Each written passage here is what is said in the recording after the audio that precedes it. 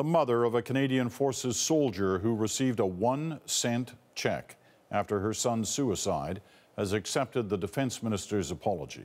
Denise Stark spoke to the media today for the first time since her son took his life, and since, she says, the military reopened the painful wounds left behind by his loss.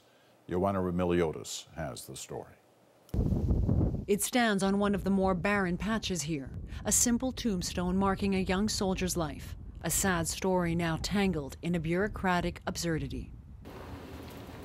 Clutching a prepared statement, Corporal Justin Stark's mother publicly addressed the media after the government sent her dead son a check for 1 cent last week, an incident that prompted a private apology today from Canada's defense minister.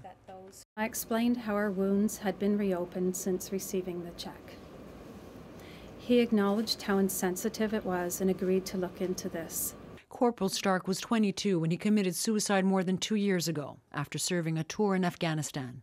The check for military release pay was a shock to a family still grieving and a political embarrassment. This is an insensitive, bureaucratic screw-up. A message Defense Minister Rob Nicholson repeated in his call to Stark. I told him I did not believe this was an intentional act, nor was it aimed at us. However, I would like to know that something positive can come from it. The family of another vet who deliberately drove her car into the opposite lane of a Calgary highway last Christmas can relate. 2 days after Corporal Leona McEachern was buried, her husband received a letter from Veterans Affairs expressing its condolences and saying the family would have to return a disability overpayment of about $500. In a statement, Tom McEachern called the 1-cent check another example of staggering insensitivity. We've built our federal bureaucracies to place the importance of systems and financial efficiency over our morals and humanity. As for Justin Stark, his parents are convinced his war service prompted his suicide. They've been fighting the military to recognize that since his death, an issue the minister also promised to look into.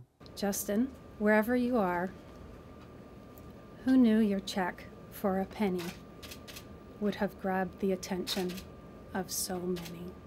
For one broken family, the 1-cent indignity may offer some redemption. At least that's the hope.